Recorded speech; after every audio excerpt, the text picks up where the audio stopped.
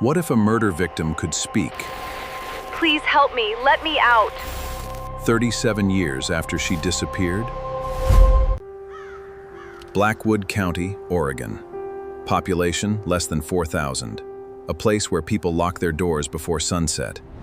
And where on October 18, 1988, 23-year-old Emily Carter vanished while driving home from her late shift at a local diner. At 11:42 a.m., Emily made a final phone call to her sister. I'll be home in 20 minutes. Drive safe. I always do.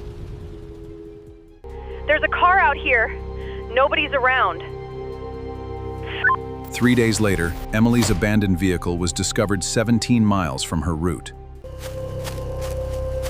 The driver's door was open. The keys were missing. There were no signs of a struggle.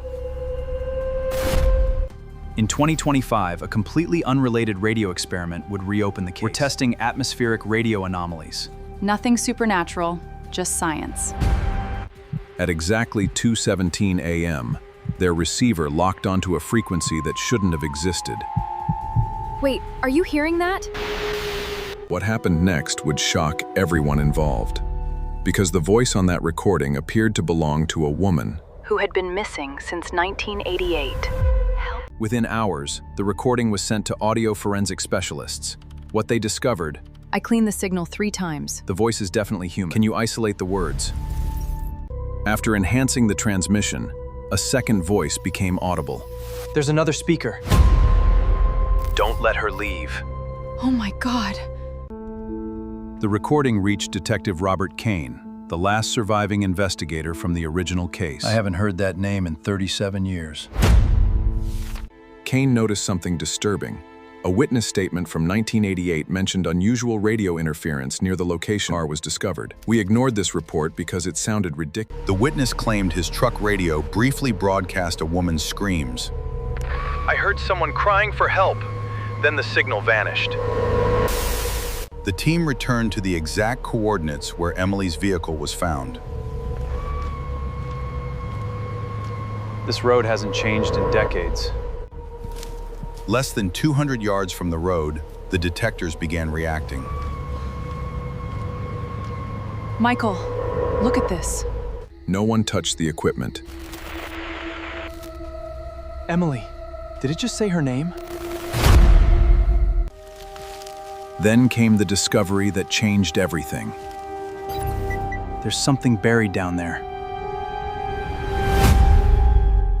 What they uncovered beneath that forest floor would finally reveal what happened to Emily Carter, but not in the way anyone expected. Victor. On May 16, 2025, investigators received permission to excavate the anomaly. Let's document everything.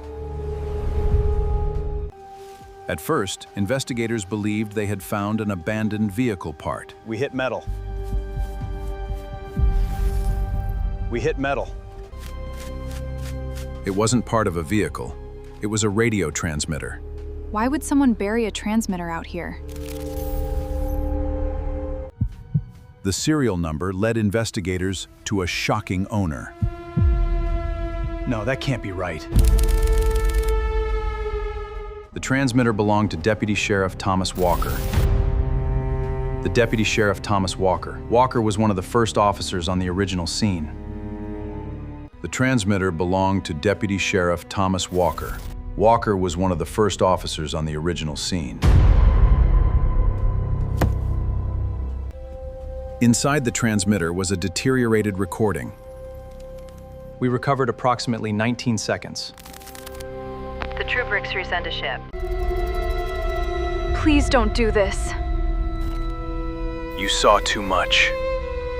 Someone will find out. The second discovery would solve the case. We found human remains.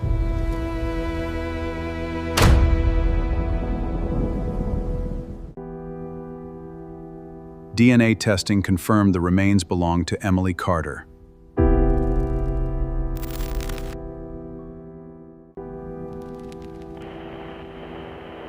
But the mystery wasn't over.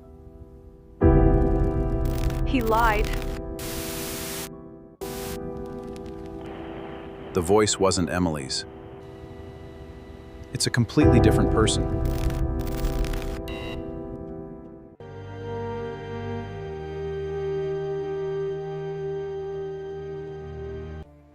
The voice begging investigators to keep searching belonged to Deputy Thomas Walker. Walker died in 1997.